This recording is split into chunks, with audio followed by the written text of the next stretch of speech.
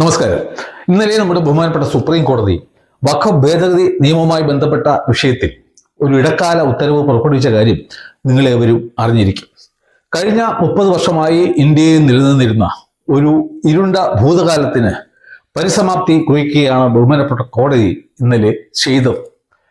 നമ്മുടെ ഗതികേട്, മലയാളികളുടെ ഗതികേട് എന്താണെന്ന് വെച്ച് കഴിഞ്ഞാൽ, എത്ര രാഷ്ട്രീയ പ്രാധാന്യമുള്ള വിഷയമാണെങ്കിൽ പോലും അവർ ഈ വസ്തുതകളെ നേരെ ചൊവ്വേ ജനങ്ങളിലേക്ക് എത്തിക്കാറില്ല. അവർക്ക് അവരുടേതായ നിക്ഷിപ്തമായ താല്പര്യങ്ങൾ ഉണ്ട്. അതുകൊണ്ട് അവർ ഒരു ബയാസ്ഡ് ആയിട്ടാണ് അവരുടെ റിപ്പോർട്ടുകൾ നടത്താറുള്ളത്. ഇന്ന് ഇപ്പോൾ ഒരു ദിവസം കഴിഞ്ഞു എന്നിട്ട് പോലും കേരളത്തിലെ ഏതെങ്കിലും ഒരു മാധ്യമം എങ്കിലും ഇന്നലെ സുപ്രീം കോടതി എന്താണ് യഥാർത്ഥത്തിൽ പറഞ്ഞത് എന്ന് ജനങ്ങളെ അറിയിച്ചിട്ടില്ല. ഞാൻ നമ്മുടെ മറുനാടൻ മലയാളിയിൽ ഒരു വോയിസ് ഇട്ടിരുന്നു. ഇന്ന് അദ്ദേഹം ഒരു വീഡിയോ ചെയ്തു. അതുപോലെ തന്നെ ഇന്നലെ ഞാൻ ഷെയ്ഖിന ന്യൂസിനും ഒരു ഇന്റർവ്യൂ കൊടുത്തിരുന്നു. എന്നാൽ ഞാൻ അത് രണ്ടും കൊടുത്ത സമയത്ത് പോലും എൻ്റെ കയ്യിലുള്ള 128 പേജുള്ള ഇന്നലത്തെ സുപ്രീം കോടതിയുടെ ജഡ്ജ്മെന്റ് എൻ്റെ കയ്യിൽ കിട്ടിയിരുന്നില്ല. എനിക്കത് കംപ്ലീറ്റും പഠിക്കാനും സാധിച്ചിട്ടുണ്ടായിരുന്നില്ല. ഇന്നലെ ഞാൻ സുപ്രീം കോടതിയിൽ നടന്നത് എന്താണെന്ന് നേരിട്ട് കണ്ടതിന് ശേഷം അതിൻ്റെ അടിസ്ഥാനത്തിൽ മാത്രമാണ് ഞാൻ എൻ്റെ അഭിപ്രായങ്ങൾ പറഞ്ഞത്. അപ്പോൾ ഇന്നേ നിമിഷം വരെ ആരും തന്നെ ഇതിനകത്ത് അടങ്ങിയിരിക്കുന്ന യഥാർത്ഥ വസ്തുതകൾ എന്താണെന്ന് ജനങ്ങളെ അറിയിച്ചിട്ടില്ല. അതുകൊണ്ട് എന്തൊക്കെ പോയിന്റ് ആയിരുന്നു സുപ്രീം കോടതിയിൽ പരിഗണനയ്ക്കായി വന്നത്, അതിൽ എന്ത് തീരുമാനമാണ് സുപ്രീം കോടതി എടുത്തത്, ഈ വഖഫ് അനുകൂലികൾക്കോ അല്ലെങ്കിൽ ഈ പുതിയ നിയമം ഭരണഘടനാ വിരുദ്ധമാണെന്ന് പറഞ്ഞിട്ട് സുപ്രീം കോടതിയിൽ പോയ 70ഓളം കക്ഷികൾക്കോ എന്തെങ്കിലും ഒരു പ്രയോജനം ഈ ഇന്നലത്തെ വിധിയിൽ നിന്നും കിട്ടിയോ ഇല്ലയോ? എന്താണ് കോടതി യഥാർത്ഥത്തിൽ പറഞ്ഞത്? കാരണം നമ്മുടെ കോൺസ്റ്റിറ്റ്യൂഷനെയും പാർലമെന്ററി ജനാധിപത്യത്തെയും ഈ കോൺസ്റ്റിറ്റ്യൂഷനിൽ പറയുന്ന സെക്യുലറിസത്തെയും ഒക്കെ നിലനിർത്താൻ വളരെ പ്രധാനപ്പെട്ട ഒരു മൈൽ സ്റ്റോൺ ജഡ്ജ്മെന്റ് ആണ് ഇന്ററിം ഓർഡർ ആണെങ്കിൽ പോലും ഇന്നലെ സുപ്രീം കോടതി പറഞ്ഞത്. അതുകൊണ്ട് എന്തൊക്കെ പോയിന്റ്സ് ആണ് സുപ്രീം കോടതിയുടെ മുന്നിൽ പരിഗണനയ്ക്ക് വന്നത്, അതിൽ എന്തൊക്കെ തീരുമാനങ്ങളാണ് സുപ്രീം കോടതി പറഞ്ഞത്? അതോ ഈ വഖഫ് അനുകൂല സംഘടനകൾ പറയുന്നത് പോലെ അവർക്കൊരു വൻ വിജയമാണോ ഇന്നലെ സുപ്രീം കോടതിയുടെ ഇടക്കാല ഉത്തരവിലൂടെ ഉണ്ടായത് എന്ന് ജനങ്ങളെ സത്യസന്ധമായും നിഷ്പക്ഷമായും അറിയിക്കുക, ഈ ജഡ്ജ്മെന്റിൽ പറയുന്ന കാര്യങ്ങൾ എന്താണോ അത് മാത്രം നിങ്ങളെ അറിയിക്കുക എന്നുള്ളതാണ് ഈ വീഡിയോയുടെ പിന്നിലുള്ള ലക്ഷ്യം. അതുകൊണ്ട് നിങ്ങൾ ഈ വീഡിയോയുടെ അവസാന ഭാഗം വരെ കാണണമെന്ന് അപേക്ഷിക്കുക. ഈ കേസിന്റെ വാദം കഴിഞ്ഞ പിറ്റേ ദിവസം തന്നെ സോഷ്യൽ മീഡിയയിൽ ഒരു വാർത്ത പ്രചരിക്കുകയുണ്ടായി. അതായത് നമ്മുടെ കപിൽ സിബൽ എന്തോ അത്ഭുതകരമായ വാദങ്ങൾ സുപ്രീം കോടതിയിൽ നടത്തി. അതുകൊണ്ട് ഈ വഖഫ് ഭേദഗതി നിയമം ഇനി അറബിക്കടലിലാണ്, മോഡിയുടെ പല്ല് പോയി, അത് പോയി, ഇത് പോയി എന്നൊക്കെ പറഞ്ഞിട്ടുള്ള വാർത്തകളും, കൂടാതെ കപിൽ സിബലിന് അഭിവാദ്യം അർപ്പിക്കുന്ന വാർത്തകളും ഒക്കെ വരികയുണ്ടായി. എന്നാൽ ഞാൻ അപ്പോൾ തന്നെ ഒരു വീഡിയോ ചെയ്തു, കപിൽ സിബൽ കാറ്റുപോയ ബലൂൺ എന്ന് പറഞ്ഞുകൊണ്ട്. അത് അക്ഷരം പ്രതി ശരിവയ്ക്കുന്ന ഒരു ഉത്തരവാണ് ഇന്നലെ സുപ്രീം കോടതി പുറപ്പെടുവിച്ചത്. നമുക്ക് ഏവർക്കും അറിയാം, നമ്മുടെ അസംബ്ലിയിലെ 140 ഈ നാണമില്ലാത്ത MLA-മാർ ഒറ്റക്കെട്ടായി ഒരു മുസ്ലിം മതവിഭാഗത്തിന്റെ വോട്ട് കിട്ടണം എന്നുള്ള ഒറ്റ ലക്ഷ്യത്തോടു കൂടി ഈ BJP സർക്കാർ കൊണ്ടുവന്നിരുന്ന ഈ വഖഫ് ഭേദഗതി നിയമം ഈ ഭരണഘടനാ വിരുദ്ധമാണെന്ന് പറഞ്ഞുകൊണ്ട് ഒരു റെസല്യൂഷൻ പാസാക്കി സെൻട്രൽ ഗവൺമെന്റിന് അയച്ചു. അവർക്കുള്ള ഒരു ഉത്തരം കൂടിയാണ് ഇന്നലെ സുപ്രീം കോടതി പുറപ്പെടുവിച്ച വിധി. ഈ ആക്ട് പാസാക്കി പ്രസിഡന്റ് ഒപ്പിട്ടതിന്റെ പിറ്റേ ദിവസം തന്നെ മുസ്ലിം ലീഗിന്റെ നേതൃത്വത്തിൽ 70ഓളം കക്ഷികൾ സുപ്രീം കോടതിയെ സമീപിച്ചിട്ട് റിട്ട് പെറ്റീഷൻസ് ഫയൽ ചെയ്തു. പറഞ്ഞു ഈ പുതിയ നിയമം ഭരണഘടനാ വിരുദ്ധമാണ്, പഴയ നിയമം അടിപൊളി ആയിരുന്നു എന്ന്. അപ്പോൾ സുപ്രീം കോടതി തന്നെ ആദ്യമായിട്ട് പറഞ്ഞു, നിങ്ങളുടെ ഈ ആവശ്യം നമുക്ക് പെട്ടെന്ന് അംഗീകരിക്കാൻ പറ്റത്തില്ല. കാരണം ഇത് ജനങ്ങൾ തിരഞ്ഞെടുത്ത ജനപ്രതിനിധികളാണ് ഈ നിയമം പാസാക്കിയിരിക്കുന്നത്. അതുകൊണ്ട് തന്നെ ഇത് കോൺസ്റ്റിറ്റ്യൂഷണൽ പരമായിട്ടുള്ള ഒരു നിയമം ആണ് എന്നുള്ള പ്രസംഷനോട് കൂടി മാത്രമേ ഞങ്ങൾക്ക് ഇതിനെ സമീപിക്കാൻ കഴിയൂ. അതുകൊണ്ട് നിങ്ങൾ എന്താണ് ചെയ്യേണ്ടത് എന്ന് വെച്ച് കഴിഞ്ഞാൽ അത് നിങ്ങളുടെ മാത്രം ഡ്യൂട്ടിയാണ്. നിങ്ങൾക്ക് ഇതിൽ ഭരണഘടനാ വിരുദ്ധത കാണുന്നു എങ്കിൽ നിങ്ങൾ അത് ഉയർത്തി കാണിക്കുക, അല്ലാതെ മൊത്തത്തിലുള്ള ഒരു വാദം അല്ല നടത്തേണ്ടത്. പ്രധാനപ്പെട്ട ഭരണഘടനാ വിരുദ്ധമെന്ന് നിങ്ങൾക്ക് തോന്നുന്ന കാര്യങ്ങൾ മാത്രം നിങ്ങൾ ഇവിടെ വാദിക്കുക. പിന്നീട് പറഞ്ഞു 70ഓളം കേസുകൾ ഉണ്ടെങ്കിലും ഞങ്ങൾ അതൊന്നും കേൾക്കാൻ പോകുന്നില്ല. ഞങ്ങൾ അതിൽ നിന്ന് 5 കേസുകൾ മാത്രം ലീഡ് കേസായിട്ട് എടുത്ത് അതിന്റെ അടിസ്ഥാനത്തിൽ വാദം കേൾക്കും. അപ്പോൾ ഇരുപക്ഷത്തെയും സീനിയർ അഡ്വക്കേറ്റ്സ് മാത്രം വാദിക്കുക. വേറെ അതുപോലെ തന്നെ നിങ്ങൾക്ക് മെയിനായിട്ട് പറയേണ്ട വിഷയങ്ങളിൽ മാത്രം ശ്രദ്ധിച്ചുകൊണ്ട് അതിൽ ഊന്നി നിന്നുകൊണ്ട് നിങ്ങൾ സംസാരിക്കുക. അതുകൊണ്ട് അതിന്റെ അടിസ്ഥാനത്തിൽ തന്നെ അവരുടെ ഒന്നാമത്തെ വാദം, അതായത് ഈ ആക്ടിനെ അപ്പടി സ്റ്റേ ചെയ്യണം എന്നുള്ള വാദം സുപ്രീം കോടതി അംഗീകരിച്ചില്ല എന്നുള്ളതാണ് സത്യം. ഇനി നമുക്ക് ഓരോരോ പോയിന്റ്സ് ആയിട്ട് നോക്കാം. അപ്പോൾ അവർ എന്തൊക്കെ വിഷയങ്ങളാണ് ഉയർത്തിക്കാട്ടിയത് എന്നുള്ളതിന്റെ അടിസ്ഥാനത്തിൽ തന്നെ നമുക്ക് മനസ്സിലാക്കാൻ സാധിക്കും ഇതിൽ ഭരണഘടനാ വിരുദ്ധത ഉണ്ടോ ഇല്ലയോ എന്ന്. അപ്പോൾ കപിൽ സിബൽ ഉന്നയിച്ച ഒന്നാമത്തെ കാര്യം എന്ന് പറയുന്നത്, ഇപ്പോൾ വന്ന നിയമത്തിൽ ഒരാൾക്ക് വഖഫ് ചെയ്യണം എന്നുണ്ടെങ്കിൽ അയാൾ 5 വർഷം പ്രാക്ടീസിങ് മുസ്ലിം ആയിരിക്കേണ്ടതുണ്ട്. അത് ഭരണഘടനയുടെ ആർട്ടിക്കിൾ 25 ഉൾപ്പെടെയുള്ള പല ആർട്ടിക്കിളുടെയും ലംഘനമാണെന്ന് പറഞ്ഞു. അപ്പോൾ സുപ്രീം കോടതി പറഞ്ഞു ആ വാദം നമുക്ക് അംഗീകരിക്കാൻ കഴിയില്ല. കാരണം ഒരു വ്യക്തിയുടെ കയ്യിൽ കുറച്ച് വസ്തുവുണ്ട്, അദ്ദേഹത്തിന് കുറെ കടങ്ങളുമുണ്ട്. അപ്പോൾ ഈ കടക്കാരെ പറ്റിക്കാൻ വേണ്ടിയിട്ടും ഈ വസ്തു അഥവാ അനധികൃതമാണെങ്കിൽ നിയമത്തെ പറ്റിക്കാനും വേണ്ടിയിട്ട് ഇദ്ദേഹം എന്ത് ചെയ്യും?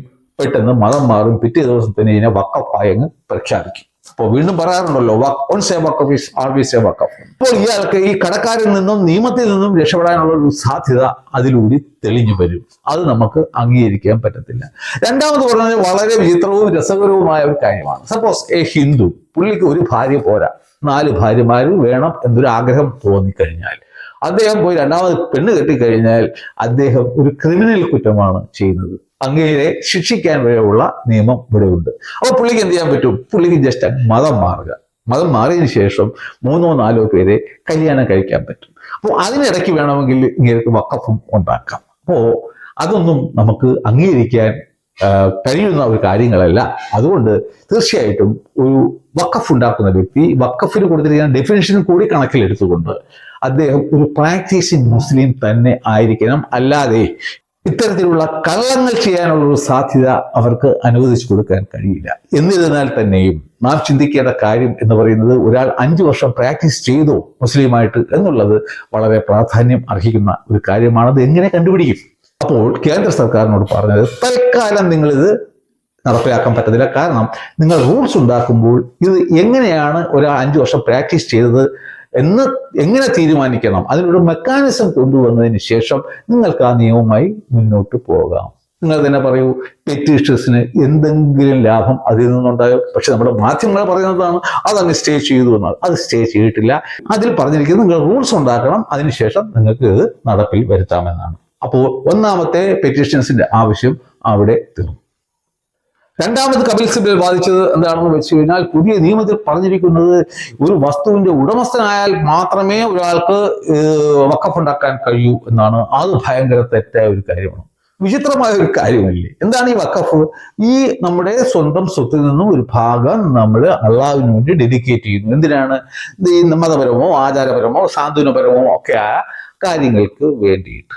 അത് ഇപ്പൊ എനിക്ക് ചെയ്യണമെന്നുണ്ടെങ്കിൽ ഞാൻ വേറൊരാളുടെ സ്വത്തെടുത്ത് ചെയ്താൽ ശരിയാവും. ഇപ്പോൾ സർക്കാർ പറയുന്നു നിങ്ങൾക്ക് ഇനി അത് ചെയ്യണമെന്നുണ്ടെങ്കിൽ നിങ്ങൾ ഡോക്യുമെന്റ് പ്രൊഡ്യൂസ് ചെയ്യണം എന്ന്.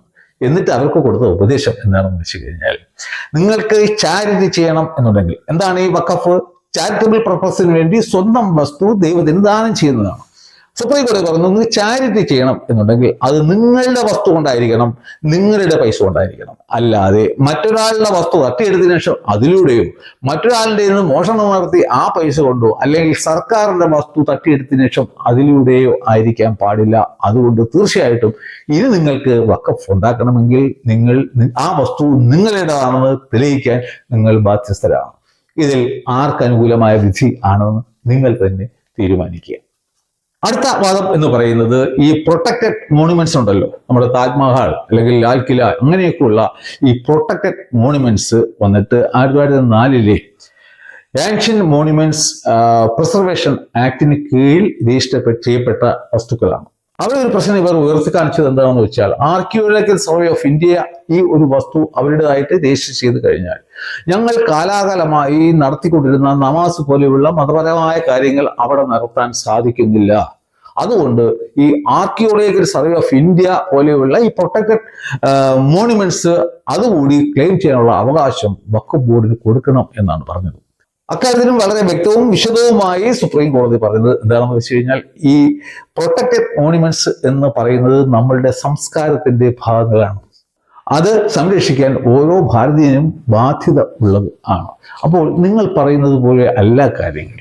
അഥവാ ഇത്തരത്തിലുള്ള ഏതെങ്കിലും മോണുമെന്റ്സ് നമ്മുടെ ആർക്കിയോളജിക്കൽ സർവേ ഏറ്റെടുത്ത് കഴിഞ്ഞാൽ പോലും അതിൻ്റെ സെക്ഷൻ 5 ഉപസെക്ഷൻ 6 പ്രകാരം ഇത്തരത്തിൽ എന്തെങ്കിലും മതപരമായ പ്രവർത്തനങ്ങൾ അവിടെ നടത്തിയിരുന്നു എങ്കിൽ അത് തുടർന്ന് നടത്തുവാനുള്ള സ്വാതന്ത്ര്യം അത്തരം ആൾക്കാർക്ക് ഉണ്ടായിരിക്കണം എന്ന് പറഞ്ഞിട്ടുണ്ട്.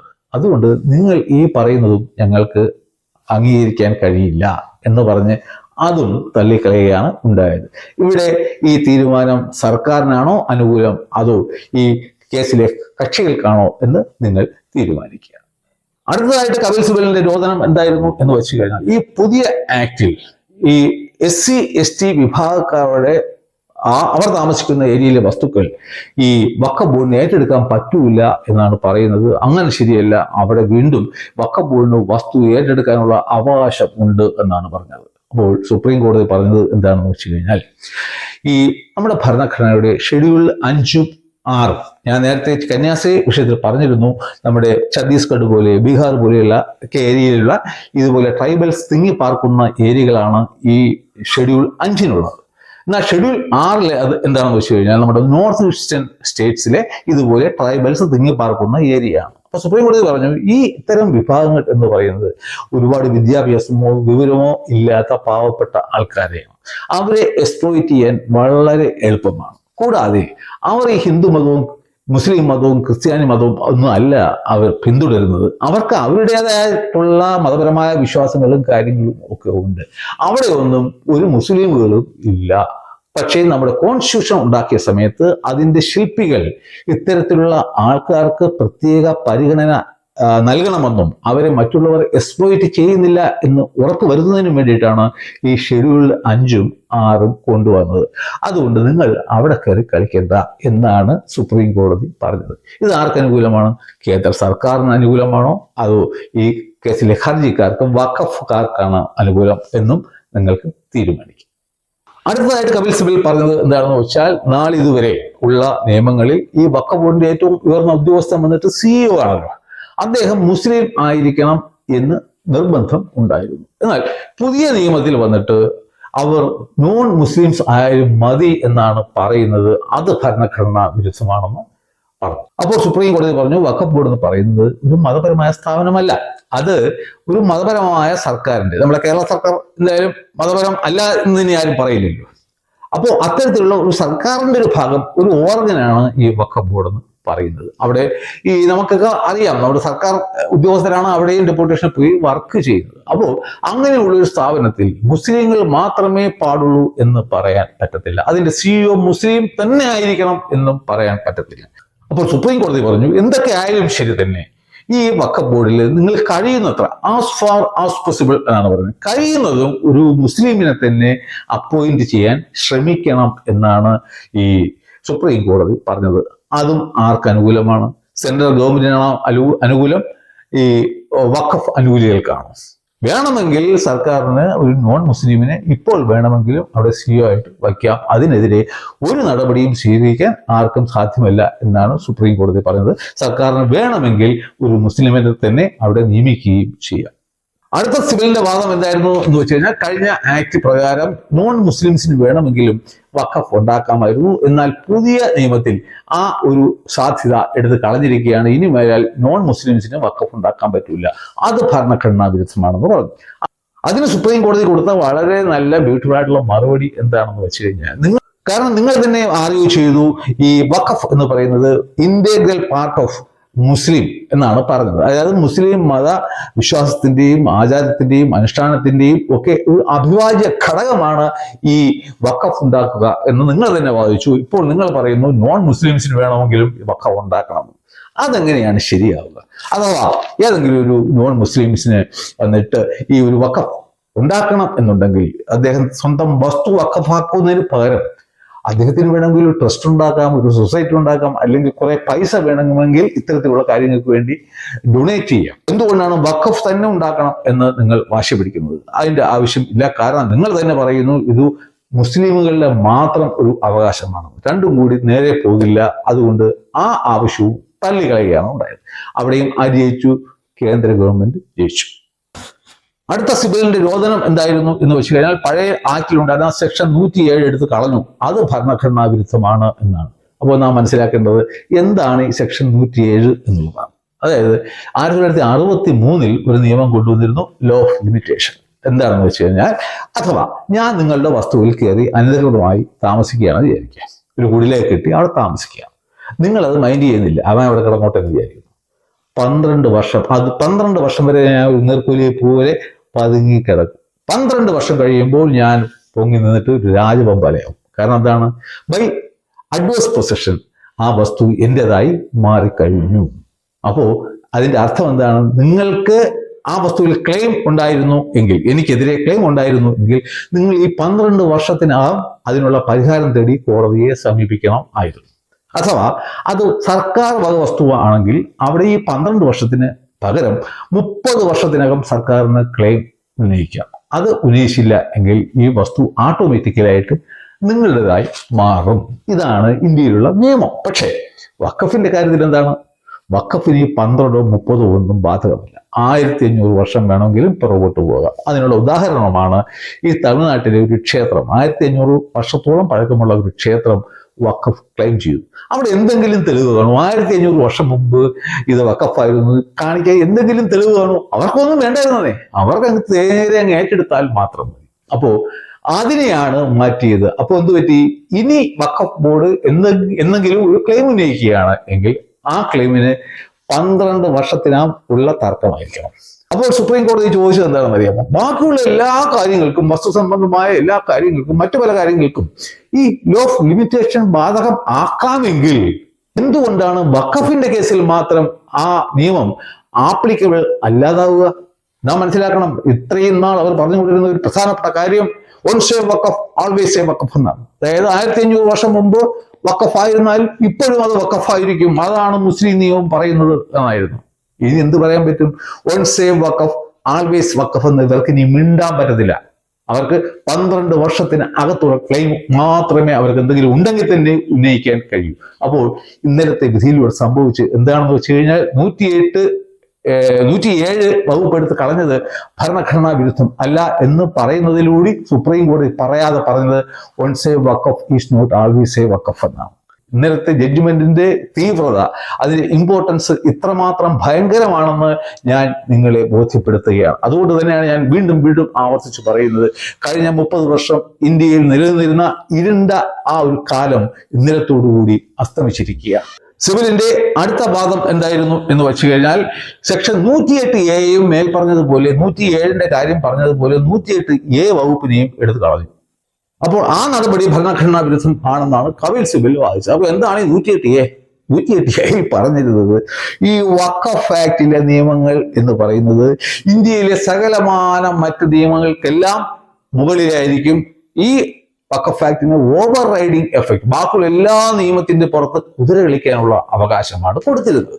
അപ്പോൾ അതിനെയും കേന്ദ്ര സർക്കാർ എടുത്തു കളഞ്ഞു. അപ്പോൾ അവിടെയും സുപ്രീം കോടതി പറഞ്ഞത് എന്താണെന്ന് വെച്ച് കഴിഞ്ഞാൽ, അങ്ങനെ മാറ്റിയതും നിയമവിരുദ്ധം അല്ല, ഭരണഘടനാ വിരുദ്ധം അല്ല എന്നാണ്. അവിടെയും ആരാണ് ജയിച്ചത് ആരാണ് തോറ്റത് എന്ന് നിങ്ങൾക്ക് തന്നെ സങ്കല്പിക്കാവുന്നതാണ്. അടുത്ത ഒരു പ്രധാനപ്പെട്ട കാര്യമുണ്ട്, അതിലൊരു സ്റ്റേ ഉണ്ട്. അതെന്താണെന്നാണ് ഞാൻ പറയാൻ ഉദ്ദേശിക്കുന്നത്. അതായത് വഖഫ് ബൈ യൂസർ എന്ന് നിങ്ങൾ എല്ലാവരും കേട്ടിരിക്കും, പക്ഷേ മിക്കവാറും ആർക്കും തന്നെ അതിന്റെ യഥാർത്ഥ അർത്ഥം എന്താണെന്ന് അറിയില്ല. പലരും പല രീതിക്ക് അതിനെ വ്യാഖ്യാനിക്കാറുണ്ട്. ഇത് ഈ ഇസ്ലാം നിയമത്തിന്റെ അടിയിൽ വഖഫ് ബൈ യൂസർ എന്നുള്ളൊരു കോൺസെപ്റ്റേ ഇല്ല. ഇത് ഇന്ത്യയിൽ ആദ്യമായി കൊണ്ടുവന്നത് 1954 നെഹ്റു ആണ്. അതായത് എന്താണെന്ന് വെച്ച് കഴിഞ്ഞാൽ, ഞാനിപ്പോൾ നിങ്ങളുടെ പുരയിടത്തിൽ കൂടി നിരന്തരം വഴിയിൽ കൂടി യാത്ര ചെയ്തുകൊണ്ടിരിക്കുകയാണ് എന്നുണ്ടെങ്കിൽ കുറച്ച് നാൾ കഴിയുമ്പോൾ എനിക്ക് ആ വഴിയിൽ ഈസ്റ്റ്മെന്റ് റൈറ്റ് എന്ന് പറഞ്ഞിട്ട് ഒരു റൈറ്റ് കിട്ടും. അതിന് നിങ്ങളുടെ അനുവാദത്തിന്റെ ആവശ്യമേ ഇല്ല. നിങ്ങൾ എന്നെ വഴി നടക്കാൻ കാലാകാലങ്ങളായിട്ട് അനുവദിച്ചിരുന്നു എന്നുള്ളതാണ് നിങ്ങളുടെ പക്ഷത്തുള്ള തെറ്റ്. അതുപോലെ 1954 നെഹ്റു ഈ വഖഫ് ബൈ യൂസർ കൊണ്ടുവന്നു. അതായത് ഏതെങ്കിലും ഒരു വഖഫിന്റെ പ്രവർത്തനത്തിനെ സഹായിക്കാനായി ഏതെങ്കിലും ഭൂമി ഉപയോഗപ്പെടുത്തിയിരുന്നു എങ്കിൽ അത്തരം ഭൂമികൾ വഖഫ് ബൈ യൂസർ ആയിട്ട് മാറും എന്നാണ് അദ്ദേഹം കൊണ്ടുവന്ന ഒരു പുതിയ കണ്ടുപിടുത്തം. എന്തായാലും കാലാകാലങ്ങളിലായിട്ട് ഈ വഖഫ് ബൈ യൂസർ ഉണ്ടായിരുന്നു. പക്ഷെ പുതിയ നിയമത്തിൽ പറഞ്ഞു, ഇനി മേലാൽ ഒരു പ്രോപ്പർട്ടിയും വഖഫ് ബൈ യൂസർ ആയിട്ട് നിങ്ങൾക്ക് രജിസ്റ്റർ ചെയ്യാൻ അല്ലെങ്കിൽ ക്ലെയിം ചെയ്യാൻ പറ്റത്തില്ല. അങ്ങനെ ഈ വഖഫ് ബൈ യൂസർ എന്ന് പറഞ്ഞിട്ട് നെഹ്റു കൊണ്ടുവന്നതിന്റെ ശവപ്പെട്ടിയിലെ അവസാനത്തെ അണിയാണ് ഇപ്പോൾ മോഡി അടിച്ചത്. എന്നിട്ട് അദ്ദേഹം പറഞ്ഞു ഇനി മേലാൽ ഉണ്ടാക്കാൻ പാടില്ല എന്നാണ് ഈ നിയമം. പക്ഷെ എന്നിട്ട് പറഞ്ഞു ഇതുവരെ വഖഫ് ബൈ യൂസർ എന്നുള്ള രീതിക്ക് രജിസ്റ്റർ ചെയ്യപ്പെട്ട വസ്തുക്കളെ ഇനി ആരും തന്നെ ഡീനോട്ടിഫൈ ചെയ്യില്ല. പക്ഷെ ഒരു കാര്യമുണ്ട്, അത്തരം വസ്തുക്കളിൽ ഏതെങ്കിലും വസ്തുക്കൾ സർക്കാർ വക വസ്തു ആണ് എന്നുണ്ടെങ്കിൽ, ഇവിടെ എല്ലാവരും കളക്ടർ എന്നാണ് പറയുന്നത്. കളക്ടർ ബില്ലിൽ ഉണ്ടായിരുന്ന പ്രൊപ്പോസലാണ്. അതിനുശേഷം JPC ആ കളക്ടറെ മാറ്റി അദ്ദേഹത്തിന് മുകളിലുള്ള ഒരു ഡെസിഗ്നേറ്റഡ് ഓഫീസറാക്കി മാറ്റിയിട്ടുണ്ട്. അതൊന്നും ഈ മാധ്യമങ്ങൾക്ക് അറിയില്ല എന്നുള്ളതാണ് സത്യം. അപ്പോ എന്നിട്ട് ഈ നിയമത്തിൽ പറഞ്ഞു അങ്ങനെ ഉള്ള വസ്തുക്കളിൽ സംശയമുള്ള പക്ഷം ഇത് സർക്കാർ വസ്തുവാണോ എന്ന് സർക്കാരിന് സംശയം തോന്നിക്കഴിഞ്ഞാൽ സർക്കാർ ഈ ഡെസിഗ്നേറ്റഡ് ഓഫീസർ അതിനെപ്പറ്റി അന്വേഷിക്കും. ആ അന്വേഷണം തുടങ്ങുന്ന ദിവസം തന്നെ അതുവരെ അതിനുണ്ടായിരുന്ന വഖഫ് എന്നുള്ള സ്റ്റാറ്റസ് പോകും. അതിനുശേഷം ഇദ്ദേഹം ഒരു റിപ്പോർട്ട് തയ്യാറാക്കിയതിനു ശേഷം അദ്ദേഹത്തിന് തോന്നുകയാണ് ഇതൊരു ഗവൺമെന്റ് പ്രോപ്പർട്ടി ആണ് എന്ന് തോന്നുകയാണെങ്കിൽ അദ്ദേഹം റവന്യൂ ഉദ്യോഗസ്ഥർക്ക് ഡയറക്ഷൻ കൊടുക്കും. നിങ്ങൾ ഈ റവന്യൂ രേഖകളിൽ ഈ വഖഫാണെന്നല്ല അത് മാറ്റി സർക്കാർ വസ്തുവാണെന്ന് എഴുതി ചേർക്കുക. അതിനുശേഷം അദ്ദേഹം എന്ത് ചെയ്യും, ഗവൺമെന്റിന് ഒരു റിപ്പോർട്ട് കൊടുക്കും. ഗവൺമെന്റ് ആ റിപ്പോർട്ടിനെ അംഗീകരിച്ചിട്ട് അത് വഖഫ് ബോർഡിന് കൊടുത്തിട്ട് പറയും നിങ്ങൾ ഇതുപോലെ നെസസറി ചേഞ്ചസ് നിങ്ങളുടെ റിപ്പോർട്ട്സിൽ വരുത്തൂ എന്ന് പറയും. നാം ആലോചിക്കേണ്ട ഒരു കാര്യം, ഇത്തരത്തിലായിരുന്നു വഖഫ് ബോർഡ് സെക്ഷൻ 40 പ്രകാരം ഈ പുതിയ നിയമം വരുന്നത് വരെ പ്രവർത്തിച്ചിരുന്നത്. അതായത് മുനമ്പത്തുകാർ പോലും അറിഞ്ഞില്ല അവരുടെ വസ്തു വഖഫ് ബോർഡ് കൊണ്ടുപോയത്. വഖഫ് ബോർഡ് രഹസ്യമായിട്ട് വഖഫായി പ്രഖ്യാപിച്ചു. എന്നിട്ട് റവന്യൂ രേഖകളിൽ മാറ്റം വരുത്താൻ വേണ്ടി ഡയറക്ഷൻ കൊടുത്തു. ഇവർ പാവങ്ങൾ കരമടയ്ക്കാൻ ചെന്നപ്പോഴാണ് മനസ്സിലാക്കുന്നത് ഈ അവരെ വസ്തു കടപ്പാടം വഖഫ് കൊണ്ടുപോയി എന്ന്. അപ്പോൾ അതിനെയൊക്കെ നഖശിഖാന്തം എതിർത്തിരുന്ന ഒരു വ്യക്തിയാണ് ഞാൻ. എന്താണ്, നമ്മുടെ നാച്ചുറൽ ജസ്റ്റിസ് ഉണ്ട്. എൻ്റെ വസ്തു നിങ്ങൾക്ക് എടുക്കണമെങ്കിൽ എന്നെ ആദ്യം അറിയിക്കണം, എനിക്ക് പറയാനുള്ളത് കേൾക്കണം. പിന്നെ ഞാനും വഖഫ് ബോർഡും തമ്മിലാണ് തർക്കമെങ്കിൽ അതിൽ വഖഫ് ബോർഡ് ഒരു തീരുമാനം എടുക്കാൻ പാടില്ല. അതിലൊരു മൂന്നാമത്തെ ഒരാളായിരിക്കണം രണ്ടുപേരെയും കേട്ടതിന് ശേഷം തീരുമാനമെടുക്കേണ്ടത്. രണ്ടുപേർ തമ്മിലുള്ള തർക്കത്തിൽ അതിലൊരാൾ തന്നെ ജഡ്ജിയാവുക എന്നുള്ളത് മനുഷ്യാവകാശ ലംഘനമാണ്. അപ്പോ അന്ന് സെക്ഷൻ 40 തെറ്റായിരുന്നു എന്ന് പറയുന്ന എനിക്ക് ഇപ്പോൾ കേന്ദ്ര സർക്കാർ കൊണ്ടുവരാൻ ഉദ്ദേശിച്ചിരുന്നതും അതുപോലെ ഒരു നടപടിയായിരുന്നു. അതിന് ഞാൻ ഒരിക്കലും ആദ്യം മുതലേ അംഗീകരിക്കുന്നുണ്ടായിരുന്നില്ല. അതുപോലെ തന്നെ ഇതിനെ സുപ്രീം കോടതി സ്റ്റേ ചെയ്യും എന്നും എനിക്കറിയാമായിരുന്നു. സുപ്രീം കോടതി പറഞ്ഞു ഇത് ശരിയാവത്തില്ല, ഇനി സർക്കാരല്ല ആരായാലും നിങ്ങൾക്ക് ഒരു വസ്തു നിങ്ങളുടേതാണെന്ന് നിങ്ങൾക്ക് തർക്കമുള്ള പക്ഷം ഇത് നിങ്ങൾ സ്വന്തമായിട്ടിരുന്ന റവന്യൂ രേഖകളിൽ മാറ്റം വരുത്തി ശരിയാകത്തില്ല. അത് നാച്ചുറൽ ജസ്റ്റിസിനും ഈ സെപ്പറേഷൻ ഓഫ് പവറിനും തന്നെ എതിരാണ്. അതുകൊണ്ട് നിങ്ങൾക്ക് ഇനി അങ്ങനെ ഒരു സംശയം ഇത് സർക്കാർ വസ്തുവാണ് തോന്നിക്കഴിഞ്ഞാൽ you please go to the tribunal തീരുമാനിക്കട്ടെ. അവിടെ എന്താ സർക്കാരിന് പറയാനുള്ളതും വഖഫ് ബോർഡിനും അല്ലെങ്കിൽ വഖഫിന് പറയാനുള്ളതും അവിടെ ട്രൈബ്യൂണൽ കേട്ട് ഒരു വിധി പറയും. ആ വിധി നിങ്ങൾക്ക് അനുകൂലം അല്ല എന്നുണ്ടെങ്കിൽ നിങ്ങൾക്ക് വേണമെങ്കിൽ ഹൈക്കോടതിയിൽ പോയിട്ട് അപ്പീൽ കൊടുക്കുക. അപ്പൊ ഹൈക്കോടതി അതിൽ ഒരു വിധി പറയുന്നതായിരിക്കും ഫൈനൽ വിധി. അല്ലാതെ നിങ്ങൾ അയക്കുന്ന ഡെസിഗ്നേറ്റഡ് ഓഫീസർ എന്ന് പറയുന്ന ഒരു വ്യക്തിക്ക് ഇതിനുള്ള അധികാരം, ഒരു വസ്തുവിന്റെ ടൈറ്റിൽ ആരുടേതാണെന്ന് തീരുമാനിക്കാനുള്ള അവകാശം കൊടുക്കാൻ പറ്റില്ല എന്നാണ് വളരെ ബ്യൂട്ടിഫുൾ ആയിട്ട് ഐ സപ്പോർട്ട് ദാറ്റ് നിയമപരമായിട്ട് നമ്മുടെ സുപ്രീം കോടതി പറഞ്ഞത്. എന്നിട്ട് പറഞ്ഞു, നോക്കൂ, ഇപ്പോൾ എൻ്റെ വഖഫ് ബൈ യൂസറായിട്ടുള്ള ഒരു വസ്തുവിന്റെ മുത്തവല്ലിയാണ് ഞാൻ. അപ്പോഴാണ് സർക്കാർ ഒരു ക്ലെയിമായിട്ട് വരുമ്പോൾ ഞാൻ എന്ത് ചെയ്യും, എൻ്റെ മകൻ എഴുതി കൊടുക്കും, അല്ലെങ്കിൽ കിട്ടുന്ന വിലയ്ക്ക് ആർക്കെങ്കിലും എഴുതി മാറ്റും. അങ്ങനെയൊക്കെ ചെയ്യാനുള്ള സാധ്യതകളും ഉണ്ട്. അപ്പൊ സുപ്രീം കോടതി പറഞ്ഞു, ഹൈക്കോടതി അതിൽ അവസാന വിധി പറയുന്നത് വരെ ഇപ്പോഴത്തെ മുത്തവല്ലി ആരാണോ അയാൾ തേർഡ് പാർട്ടി ഇൻട്രസ്റ്റ് അതിൽ ഉണ്ടാക്കാൻ പാടില്ല. ഒരു ബാങ്കിൽ കൂടി ലോൺ വയ്ക്കാൻ പാടില്ല, മോർഗേജ് ചെയ്യാൻ പാടില്ല, വിൽക്കാൻ പാടില്ല. എന്ത് ബ്യൂട്ടിഫുൾ ആയിട്ടാണ് അത് പറയുന്നത്. ഇത് എന്തെങ്കിലും സ്റ്റേ ആണോ? തത്വത്തിൽ സ്റ്റേ ആണ് എങ്കിൽ തന്നെയും സുപ്രീം കോടതി ഇത് പാടില്ല എന്നല്ല പറഞ്ഞത്. നിങ്ങൾക്ക് സർക്കാരിന് വേണമെങ്കിൽ ക്ലെയിം ഉന്നയിക്കാം, പക്ഷെ അത് നിയമപരമായ മാർഗത്തിൽ കൂടി ആയിരിക്കണം എന്നാണ്. അപ്പോൾ അതുകൊണ്ടും തന്നെ ഈ വഖഫ് അനുകൂലികൾക്ക് ഒരു ഉപയോഗമില്ല. അതിലേ പോകുന്നതിന് പകരം ഇതിലേ പോകൂ എന്ന് സുപ്രീം കോടതി പറഞ്ഞു എന്ന് മാത്രം. സുപ്രീം കോടതി പറഞ്ഞ ആ വിധിയാണ് ഭരണഘടനാപരം, നിയമപരം. അതുകൊണ്ട് ആ കാര്യത്തിലും നമുക്ക് ബഹുമാനപ്പെട്ട സുപ്രീം കോടതിയെ അപ്രീഷിയേറ്റ് ചെയ്യാം. കപിൽ സിബൽ ഉന്നയിച്ച മറ്റൊരു വിചിത്രമായ വാദം എന്താണെന്ന് വെച്ച് കഴിഞ്ഞാൽ പറഞ്ഞു, പുതിയ നിയമത്തിൽ പറയുന്നു ഈ വഖഫുകളെല്ലാം രജിസ്റ്റർ ചെയ്യണം എന്ന്. അത് ഭരണഘടനാ വിരുദ്ധമെന്നാണ് ഈ കപിൽ സിബലൊക്കെ വാദിച്ചത്. കാരണം ഈ കോടിക്കണക്കിന് രൂപ ഫീസായിട്ട് അങ്ങ് ഇട്ടുകൊടുക്കുമ്പോഴേ ഇതുപോലെയുള്ള പൊട്ടത്തരങ്ങളിൽ വിളിച്ചു പറയാൻ അദ്ദേഹത്തെ പോലുള്ള പ്രഗത്ഭരായ വക്കീലന്മാർ നിർബന്ധിതരാകുകയാണ്. അദ്ദേഹത്തിന് അറിഞ്ഞുകൂടാത്തത് കൊണ്ടല്ല.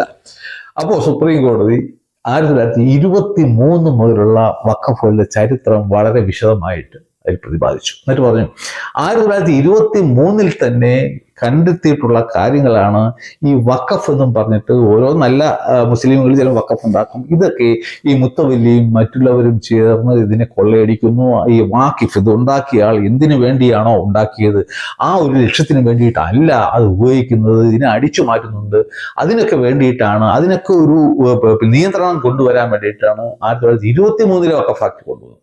എന്നിട്ട് കോടതി പറഞ്ഞു 1923 വഖഫ് ആക്ട് മുതൽ ഈ 2013 വഖഫ് ആക്ട് വരെ നിർബന്ധമായും ഈ വഖഫുകളെ രജിസ്റ്റർ ചെയ്യണം എന്ന് പറഞ്ഞിരുന്നു. അപ്പോൾ 102 വർഷം കഴിഞ്ഞിട്ടും നിങ്ങൾക്ക് ഇതുവരെയും അത് രജിസ്റ്റർ ചെയ്യണമെന്ന് തോന്നിയില്ലേ?